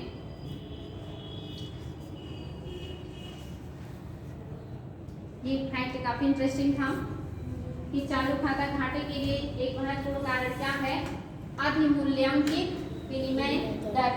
यानी जब किसी मुद्रा की वैल्यू बहुत ज्यादा हो जाती है तब उसके लिए आयात सस्ता हो जाता है। और जब आयात, जैसे आप देखते हैं इंडिया में चाइनीज सामानों का बहुत ज़्यादा कंज्यूम क्यों होता, क्योंकि वो हमारे यहाँ के बने हुए प्रोडक्ट की अपेक्षा सस्ते होते हैं, तो हम उन्हें खरीदना, उन्हें मंगाना ज़्यादा पसंद करते हैं अपेक्षाकृत इंडियन वस्तुओं के। यानी ज़्यादातर लोग चाइनीज सामान को लेना ज़्यादा पसंद करते हैं। होली हो, दीपावली हो, रक्षाबंधन हो या ऐसा कुछ भी हो, आप देखेंगे हर जगह चाइनीज वस्तुओं का ही ज़्यादा डिमांड रहता है। यहाँ तक कि कपड़े, इलेक्ट्रॉनिक सामान, सब कुछ चाइना का ही। आप सभी को पता है कि हमेशा हम चाइना से बहुत ज़्यादा घाटे में रहते हैं। लगभग 55 से 60% का हमारा व्यापार घाटा रहता है चाइना के साथ, यानी कि हमारे पास जितना हम भेजते हैं उससे 60 गुना ज़्यादा लगभग चाइना का सामान हमारे यहाँ आता है। तो ये क्यों, ये जो हेडिंग है ना अधिमूल्यांकित विनिमय, इसका एक बहुत बढ़िया उदाहरण है। और यही स्थिति अधिकतर यूरोपीय कंट्रीज की है। उनके यहाँ की मुद्राओं की वैल्यू ज़्यादा है, इसलिए उनकी जो वस्तुएं हैं उसको कोई लेना नहीं चाहता, इसलिए निर्यात नहीं होता। वहाँ के लोग दूसरी जगह की वस्तुएं लेना पसंद करते हैं क्योंकि उन्हें सस्ते में मिल जाता है, इसलिए उनके यहाँ भी व्यापार घाटा क्या होगा, चालू व्यापार घाटा देखने को मिलता है, क्योंकि वहाँ की मुद्रा का जो मूल्य है वो ज़्यादा है। बात समझ में आ गई। नेक्स्ट हेडिंग आर्थिक विकास। आर्थिक विकास दूसरा हेडिंग है आर्थिक विकास।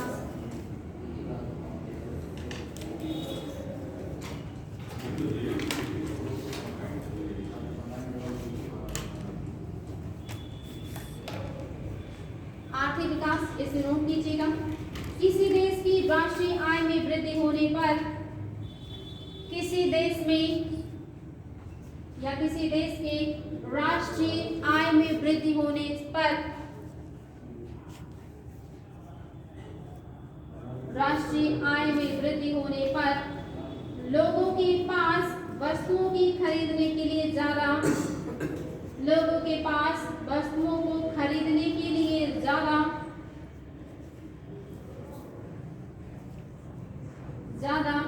प्रयोज्य आय उपलब्ध होता है। एक शब्द है प्रयोज्य आय। प्रयोज्य आय उपलब्ध होती है। यह बढ़ी हुई प्रयोज्य आय, यह बढ़ी हुई प्रयोज्य आय विदेशी वस्तुओं के उपभोग को बढ़ा देती है। विदेशी वस्तुओं के उपभोग को बढ़ा देती है। परिणाम स्वरूप देश के आयात में वृद्धि होती है। परिणाम स्वरूप विदेशी आयात में वृद्धि होती है या आयात में वृद्धि होती है। आपने देखा भी होगा ना, जो बड़े बड़े लोग होते हैं ना, वो इम्पोर्टेड वस्तुओं का यूज ज़्यादा करना पसंद करते हैं। जो अमीर लोग होते हैं वो ज़्यादातर ब्रांडेड चीज़ें पहनते हैं, और आपके यहाँ जो ब्रांडेड चीज़ें हैं वो ज़्यादातर क्या है, विदेशी हैं। और इम्पोर्टेड वस्तुएं उन्हें ज़्यादा समझ में आती, पसंद आती हैं, और उनके पास पैसा चूँकि ज़्यादा होता है तो उसे आसानी से वो परचेज कर लेते हैं, और इसलिए वो ज़्यादातर made in America, made in England, made in France या ऐसी जगहों का वस्तु या सेवाएं हैं वो लेना ज़्यादा पसंद करते हैं। तो अगर ऐसा होगा तो विदेशी जो वस्तु और सेवाएं हैं उनका डिमांड भारत में बढ़ेगा या किसी देश में बढ़ेगा। डिमांड बढ़ेगा तो आयात बढ़ेगी, और आयात बढ़ेगा तो निर्यात घटेगा, और अगर ऐसे कंडीशन हुआ तो आपका चालू खाता घाटा अपने आप हो जाएगा। तो बहुत ज़्यादा अमीर होने पर भी समस्या उत्पन्न हो सकता है। जैसे आपने हेडिंग दिया ना आर्थिक विकास, तो आपको लगा होगा कि आर्थिक विकास कैसे घाटे को बढ़ावा दे रहा है। तो हमारा जो उपभोग करने का जो नेचर है ना, इसकी वजह से समस्या उत्पन्न हो जाती है। जैसे आपने एक देखा था कि हमारा जो उपभोग वर्तमान में का जो उपभोग का तरीका है ये भी खाद्यान्नों की कमी को बढ़ावा देता है, क्योंकि हम एक साथ बहुत सारी चीज़ें खाते हैं, कुछ खाते हैं और कुछ वेस्ट करते हैं। पहले के टाइम में लोग जो बहुत अमीर हुए वो दाल चावल रोटी सब्जी खाते थे, जो थोड़े कम अमीर होते थे वो दाल रोटी या सब्जी चावल या सब्जी से ही रोटी चावल दोनों खाते थे। लेकिन जो ज़्यादा अमीर होते हैं आज के समय में उनका डाइनिंग टेबल लगता है और उसमें तरह तरह के व्यंजन होते हैं जो कुछ खाए जाते हैं और कुछ फेंके जाते हैं। ये भी हमारे यहाँ खाद्यान्नों की कमी में एक कारण माना जाता है, और भी बहुत सारे कारण आप लोग पढ़ चुके हैं। नेक्स्ट हेडिंग प्रतिस्पर्धात्मकता में गिरावट। प्रतिस्पर्धात्मकता में गिरावट। प्रतिस्पर्धात्मकता में गिरावट।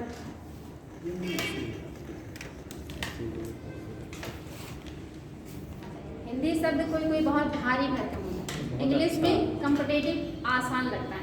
प्रतिस्पर्धात्मकता, अगर किसी का जैसे विदेशियों को बोलना हो तो ये शब्द तो बिल्कुल नहीं बोल पाएंगे, क्योंकि उनके टंग इतनी क्लिष्ट वर्ड बोलने के लिए बिल्कुल नहीं अनुकूल होते हैं। बहुत सीधा सीधा और शॉर्ट बोलना जानते हैं। इंडियन से ही ऐसे शब्दों का उपयोग कर सकते हैं, क्योंकि ये बचपन से इस तरह के शब्द बोले हुए होते हैं। चलिए नोट कीजिएगा इसमें। में गिरावट, किन्हीं कारणों से यदि किसी देश, किन्हीं कारणों से यदि कोई देश अंतरराष्ट्रीय वस्तु बाजार में, किन्हीं कारणों से यदि कोई देश अंतरराष्ट्रीय वस्तु बाजार में प्रतिस्पर्धा नहीं कर पाता है या नहीं कर पाता, प्रतिस्पर्धा नहीं कर पाता, तो उसे सतत चालू खाता घाटे की स्थिति का, तो उसे सतत चालू खाता घाटे की स्थिति का सामना करना पड़ता है।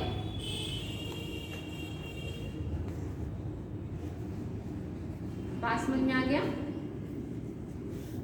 बहुत आसान है। यानी जैसे वर्तमान में जैसे जरूरतें हैं वस्तुओं और सेवाओं का, जैसा लोग डिमांड करते हैं इंडिया में नहीं विदेशों में, यानी कि इंटरनेशनल स्तर पर जैसे सेवाएं और वस्तु उन्हें चाहिए, अगर आप वहाँ अपने यहाँ ऐसी वस्तु और सेवाएं नहीं बना पाएंगे, नहीं क्रिएट कर पाएंगे, नहीं निर्यात कर पाएंगे, तो उसका डिमांड नहीं होगा।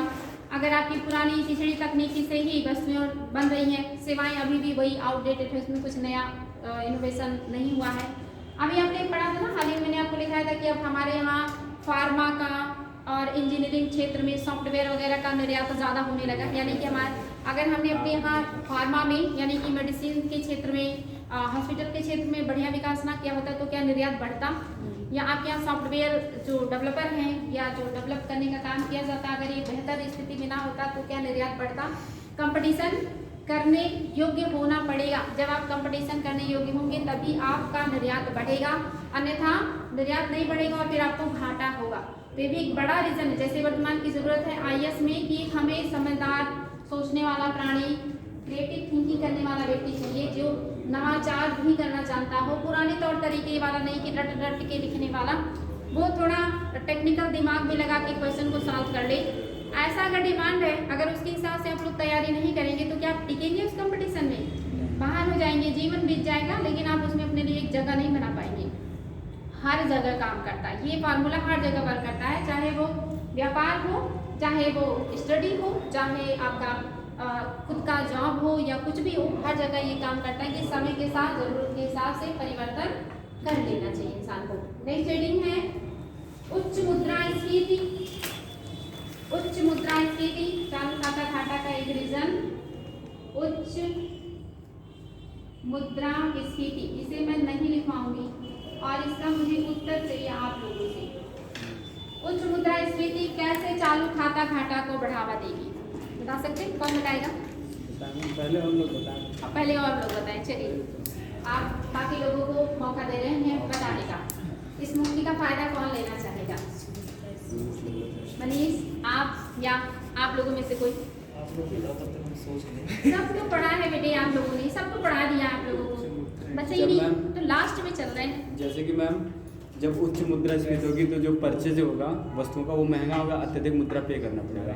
तो जो निर्यात की भी वस्तुएं अन्य देशों की जैसे चाइनीज सामान में वो अभी तो सस्ता मिलेगा, कम मतलब मुद्रा लगेगी उसमें, तो निर्यात बढ़ेगा तो घाटा बढ़ेगा ही। उससे कोई निर्यात बढ़ेगा या बताइए? आयात बढ़ेगा मैम, निर्यात नहीं, आयात बढ़ेगा। आयात बढ़ेगा, आप खरीदना पड़ेगा उनका, मतलब चीन का निर्यात बढ़ेगा। चीन का निर्यात बढ़ेगा, भारत का आयात बढ़ेगा। बाकी सबको समझ में आया? अगर किसी को ना आया है तो बताएं। मुद्रास्फीति का मतलब क्या होता है? मुद्रा के वैल्यू का कम होना, वस्तु और सेवाओं की जो है मांग बढ़ना, कीमतें बढ़ जाना। और आप सभी को पता है अगर आपके यहाँ की वस्तु और सेवाएं महंगी होंगी तो कोई खरीदेगा क्या? नहीं खरीदेगा। तो निर्यात बढ़ेगा क्या? नहीं बढ़ेगा। और आपके यहाँ मुद्रा की जो वैल्यू है वो कम है। अगर आप बाहर से सामान मंगाते, क्योंकि आपके यहाँ वस्तु सेवाएं महंगी हैं, इसका मतलब ये है डिमांड के अकॉर्डिंग उत्पादन नहीं हो रहा। अब उसकी सप्लाई करने के लिए आपको दूसरा रिसोर्स क्या है, बाहर से मंगाना। अगर आप बाहर से मंगाएंगे तो आपकी मुद्रा की वैल्यू घटी हुई है, क्योंकि ये मुद्रास्फीति है और वो भी उच्च मुद्रास्फीति है। ऐसे में आपको ज़्यादा पैसा पे करना पड़ेगा उन वस्तुओं और सेवाओं को परचेज करने के लिए। तो व्यापार घाटा बढ़ेगा कि नहीं? आपका आयात बढ़ रहा है, निर्यात घट रहा है, तो आपका व्यापार घाटा बढ़ेगा। तो समझ में आ गया? लिखवाने की आवश्यकता है नहीं है ना। Next reading. अन्य देशों में मंदी, अन्य देशों में मंदी, अन्य देशों में मंदी। अब देखिए, ये आप लोगों ने हाल ही में कोरोना काल देखा है, आप लोगों के सामने ही ये घटना घटित हुई है, जिसमें आपने देखा पूरी दुनिया की अर्थव्यवस्था में मंदी छाई थी। भारत ही नहीं, अमेरिका, यूरोपीय कंट्रीज, चाइना, कोई ऐसा देश नहीं था जहाँ पे मंदी ना आई हो। तो क्या ऐसी स्थिति में आपके यहाँ समस्या नहीं था? जब दुनिया में मंदी है, मंदी का मतलब है उस समय डिमांड नहीं है, सप्लाई बाधित है। सप्लाई बाधित है, सप्लाई की जरूरत नहीं। आप देखते हैं अर्थव्यवस्था में आता है ना, मंदी आता है, सुस्ती आता है, स्लो डाउन यानी कि खत्म हो जाए, मतलब एक बिल्कुल निम्न स्थिति आती, फिर से उभार आता है, उछाल आता है, घूम आता है। यानी कि अगर दुनिया के जो देश हैं वहाँ पे आर्थिक मंदी है, वस्तु और सेवाओं का डिमांड नहीं है, और डिमांड नहीं होगा तो आप सप्लाई कैसे करेंगे? सप्लाई नहीं करेंगे तो आपको फायदा कैसे होगा? या यही देख लीजिए, कोरोना काल में कोई घरों से नहीं निकल रहा था, तो ना परिवहन की आवश्यकता थी, ना कोई साग सब्जी, फल फ्रूट और अन्य दुकानें चल रही थी, सारी बंद थी। तो क्या अर्थव्यवस्था चल रही थी ठीक से? नहीं। तो ऐसे में प्रभावित होगा कि नहीं होगा? ऐसे में भी चालू खाता आपका मतलब प्रभावित होगा, क्योंकि आपके यहाँ जरूरत तो बनी है और इसके लिए आप कुछ ना कुछ मंगाते रहेंगे, लेकिन दुनिया में डिमांड नहीं है तो आप निर्यात नहीं कर सकते। तो निर्यात कम हो रहा है, लेकिन आपकी आवश्यकता चूंकि थी तो आप तो किसी न किसी तरह से मंगाएंगे ही मंगाएंगे, तो फिर आपका व्यापार घाटा बना रहेगा। बात समझ में आ गया? नोट करवाने की आवश्यकता है नहीं है ना। नेक्स्ट, विदेशी ऋण। नेक्स्ट, विदेशी ऋण चालू खाता के लिए जिम्मेदार एक कारण और भी है, विदेशी ऋण।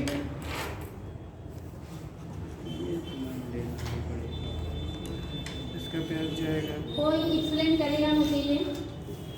अगर विदेशी ऋण आएगा तो आदमी नवाचार नहीं कर पाएगा, नई टेक्नोलॉजी नहीं ला पाएगा, तो वस्तुएं वैसे ही महंगी होगी और पुरानी वस्तुओं को खरीदना नहीं चाहता है। आप क्या कहना चाहेंगे विदेशी ऋण? मैम, विदेशी ऋण जैसे कि अदर कंट्री में जो मतलब अंतर्राष्ट्रीय व्यापार है, वहाँ पे लेन देन मैम वहाँ के मतलब मुद्रा के हिसाब से हमको करना पड़ेगा।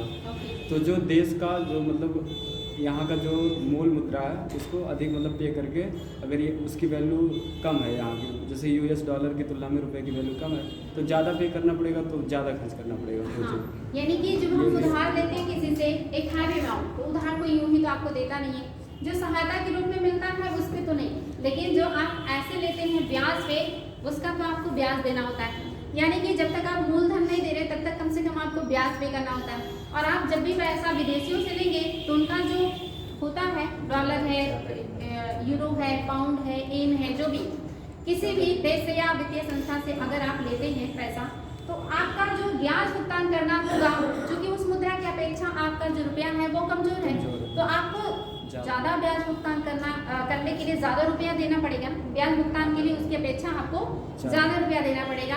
और अगर आप ज़्यादा से ज़्यादा रुपये ब्याज भुगतान में लगा देंगे तो अपने यहाँ निर्यात को बढ़ाने के लिए उत्पादन कैसे बढ़ाएंगे? निर्यात तभी बढ़ता है जब उत्पादन होता है, जब निवेश बढ़ता है। और निवेश कब बढ़ता है? जब हमारे पास बचत होती है।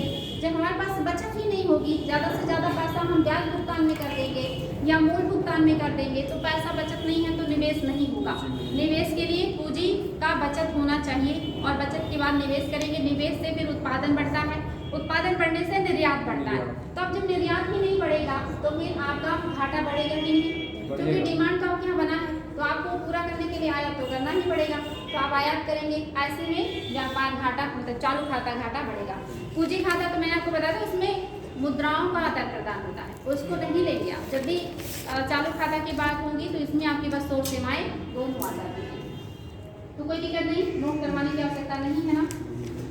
ठीक है, आगे बढ़ते हैं। हेडिंग कीजिएगा, विदेशी विनिमय की मांग के कारण। या मुझे लगता है ज़्यादा हो जाएगा, क्लास कंप्लीट नहीं हो पाएगा। रीडिंग कर लीजिएगा। विदेशी विनिमय या विदेशी मुद्रा के स्रोत, विदेशी विनिमय या विदेशी मुद्रा के स्रोत, विदेशी विनिमय या विदेशी मुद्रा के स्रोत।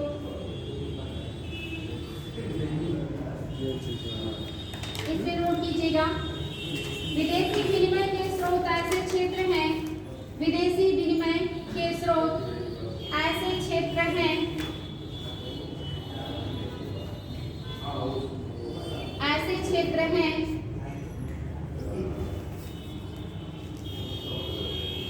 जहां विभिन्न देशों के मध्य वित्तीय लेन देन, जहां विभिन्न देशों के मध्य वित्तीय लेन देन, वित्तीय लेन देन विनिमय दर के स्तर को प्रभावित करते हैं, विनिमय दर के स्तर को प्रभावित करते हैं,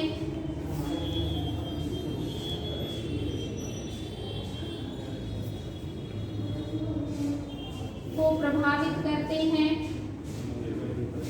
इन स्रोतों में माल, सेवाएं तथा निवेश से संबंधित,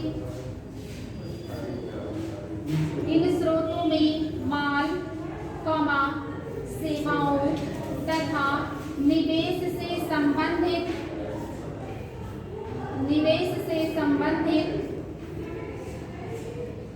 मौद्रिक भुगतान एवं प्राप्तियां शामिल हैं, मौद्रिक भुगतान एवं प्राप्तियां शामिल हैं।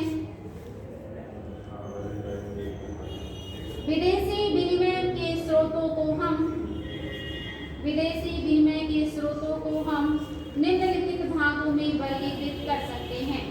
विदेशी विनिमय के स्रोतों को हम निम्नलिखित भागों में वर्गीकृत कर सकते हैं। विदेशी विनिमय स्रोतों को हम निम्नलिखित भागों में वर्गीकृत कर सकते हैं। पहला हेडिंग अंतरराष्ट्रीय व्यापार,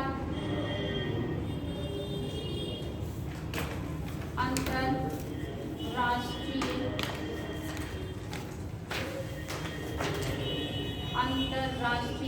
व्यापार, अंतरराष्ट्रीय व्यापार, इंटरनेशनल ट्रेड। नोट कीजिएगा। पहला तो आपने हेडिंग लिखा है विदेशी विनिमय या विदेशी मुद्रा के स्रोत, यानी विदेशी जो मुद्रा है वो हमें कैसे प्राप्त होता है, कैसे प्राप्त होगा, जब हम अंतरराष्ट्रीय व्यापार करेंगे तब हमें विदेशी मुद्रा प्राप्त होगा। अब इसमें क्या नोट करवा दूं? अंतरराष्ट्रीय व्यापार समझ जाएंगे? जी मैम, वस्तुओं का निर्यात, आयात निर्यात, विनिमय पत्र, निवेश। यानी जब भी हम वस्तुओं और सेवाओं का आयात निर्यात करते हैं, मान लीजिए आप निर्यात कर रहे हैं, कोई देश आपके यहाँ की वस्तुओं या सेवाओं को अपने यहाँ मंगा रहा है, तो उसके बदले वो अपने यहाँ के देश की मुद्रा आपको देगा, और ये मुद्रा आप चाहे तो उसी रूप में ले सकते हैं या उस मुद्रा को आप अमेरिकन डॉलर में कन्वर्ट करके ले सकते हैं, तो आपके पास विदेशी मुद्रा आ जाती है। इससे आपके पास विदेशी मुद्रा आने का एक स्रोत ये है। दूसरा हेडिंग विदेशी निवेश, विदेशी निवेश, दूसरा विदेशी निवेश, विदेशी निवेश, यानी और कौन सा तरीका है विदेशी निवेश, कैसे प्राप्त करेंगे इससे? विदेश की कंपनियां या विदेश या अन्य देश की लोग आपकी निवेश करेंगे। इसमें मैम ये FDI द्वारा भी प्राप्त कर सकते हैं, और जो फॉरेनर है वो इन्वेस्टमेंट करते हैं उससे प्राप्त कर सकते हैं। आपने देखा ना विदेशी निवेश दो प्रकार का होता है, एक FDI और एक FPI। कल ही पढ़ाया था।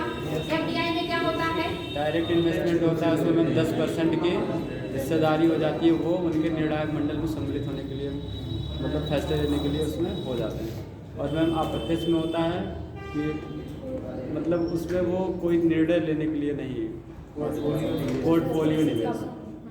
ओके, ममता क्या कह रही थी बताएं, तेज आवाज में कॉन्फिडेंस के साथ। नहीं, आप बताएं, कॉन्फिडेंस के साथ एक्सप्लेन करें, आपको भी बोलना है। जब तक आप लोग बोलेंगे नहीं, आप लोगों को बोलने नहीं आएगा। बताएं क्या होगा? जो FDI है उसमें 10% से ज़्यादा जब निवेश करते हैं उसके निर्णायक मंडल में शामिल हो जाते हैं, और जो FPI है उसमें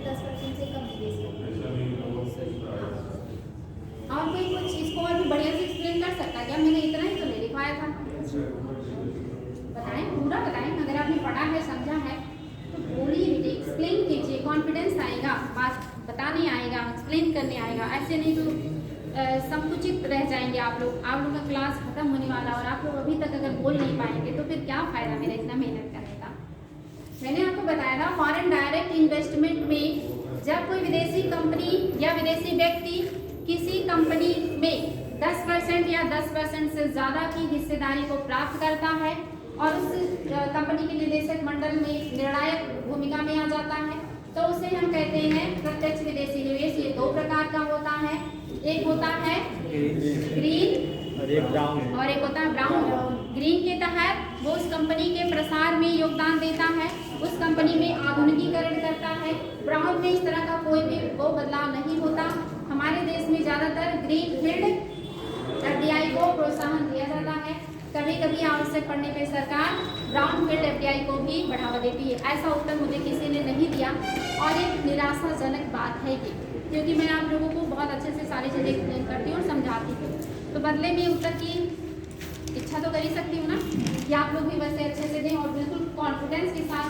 यूपीएससी के स्टूडेंट हैं, लगता ही नहीं। नेक्स्ट बैंकिंग पूंजी, बैंकिंग पूंजी बस नोट करते नहीं जाइए, पढ़ते भी रहिए। बैंकिंग पूंजी चलिए आज छोड़ देते हैं, फिर ये इसके क्वेश्चन रह गए हैं और कुछ पॉइंट भी है, बहुत जल्दी जल्दी कवर करना। अभी आप लोगों का 2-3 चैप्टर बचा।